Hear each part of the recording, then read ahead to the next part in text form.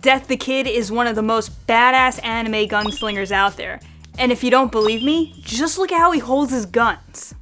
But I feel for his weapons, Liz and Patty, for putting up with the king of symmetry.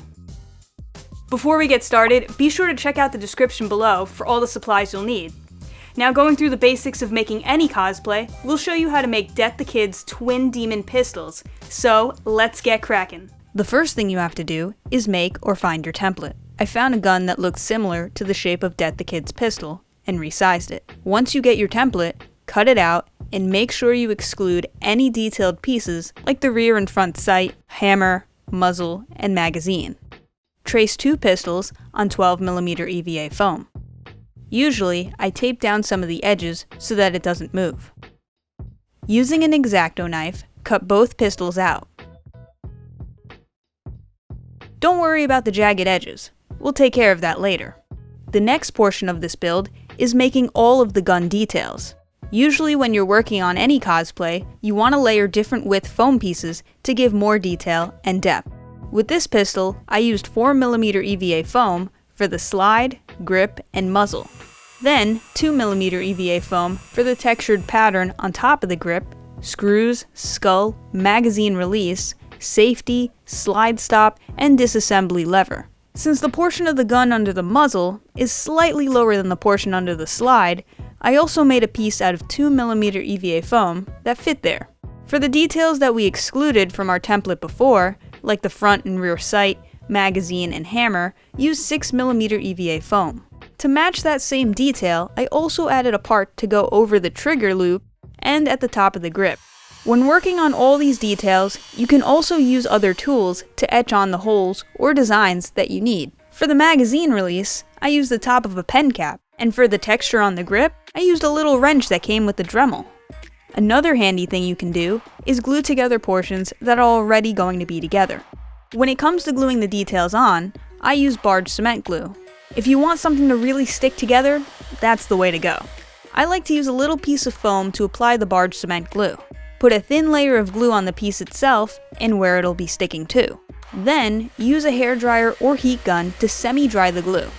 Attach your pieces, but be careful because once it's together, it's pretty hard to take apart without ripping the foam.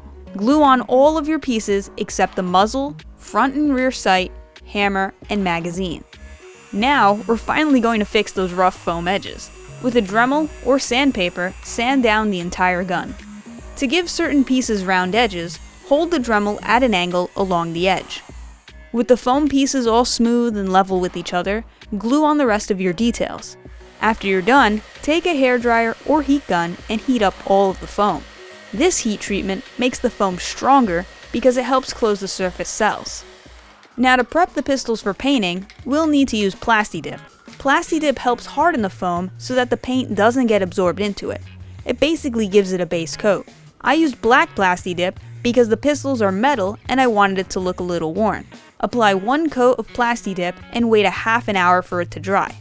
After that, it's time to paint. Take a foam paintbrush and apply 1 coat of silver metallic acrylic paint to the entire gun. It's easier to paint on lighter colors on top of a light colored paint. For the different details, I used a combination of pewter, dolphin, and black acrylic paint.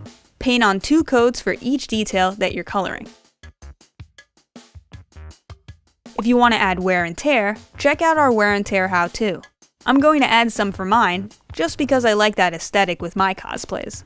To seal the paint, take some Pledge floor cleaner and apply 1 light layer to the pistols. Sometimes too much floor cleaner could produce bubbles, so make sure you brush them away so that they don't dry on.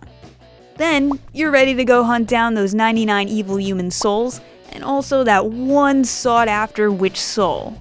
Aren't Soul Eater weapons just the best? Like, look how sick these came out.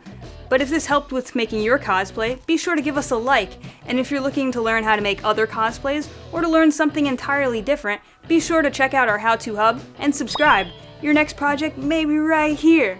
Well, I gotta go practice my aim, so I'll catch you guys later.